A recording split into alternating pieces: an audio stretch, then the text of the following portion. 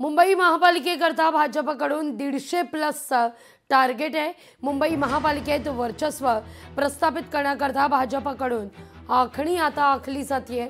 150 जागांवर उमेदवार उतरवण्याचा भाजपचा प्रयत्न आहे। तर शिंदेच्या शिवसेनेला 65 ते 75 जागा देण्यास भाजप अनुकूल आहे।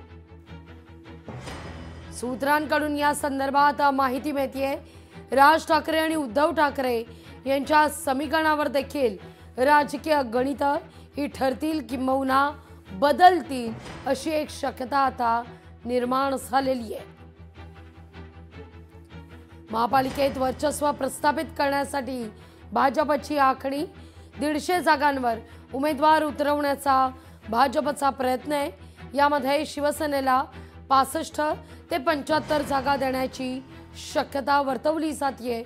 विशेष म्हणजे ठाकरे बंधूंमुळे राजकीय समीकरण बदलू शकतात असं देखील कळतंय।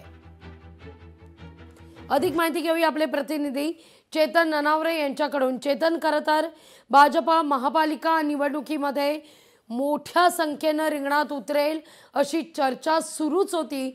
अशातच आता ही बातमी 150+ नारा निश्चित लागली, कारण याआधी 2017 साली झालेल्या निवडणुकीमध्ये आपण पाहिलं होतं स्वतंत्रपणे भाजप शिवसेना मैदानात उतरलेली होती आणि त्यावेळी तब्बल 32 नगरसेवकांवरून 82 नगरसेवकांपर्यंत निवडून आणण्याची किमया भाजपने करून दाखवलेली होती।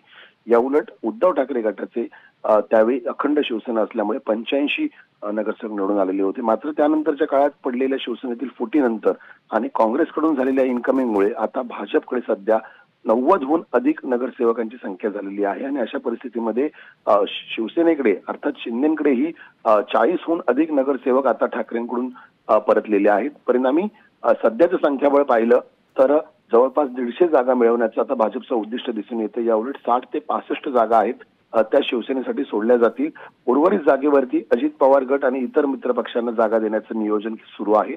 त्यामुळे या आता जागा मिळवण्याच्या रस्सीखेचमध्ये नेमकं भाजपच्या पदरात किती जागा पडणार हेही पाहणं महत्त्वाचं असेल। मात्र तुर्तास तरी भाजप आणि महायुतीचे मिळून 150 नगरसेवक निवडून आणण्याचं उद्दिष्ट सुद्धा भाजपने समोर ठेवलेलं आहे।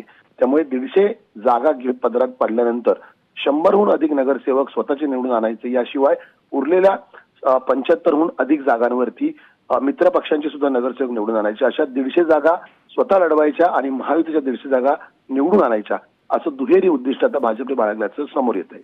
लागली अगदी चेतन, तुर्तास धन्यवाद तुम्ही दिलेला एकूण सविस्तर माहिती करता। लोकशाही मराठी ऐका, पहा, जागरूक रहा।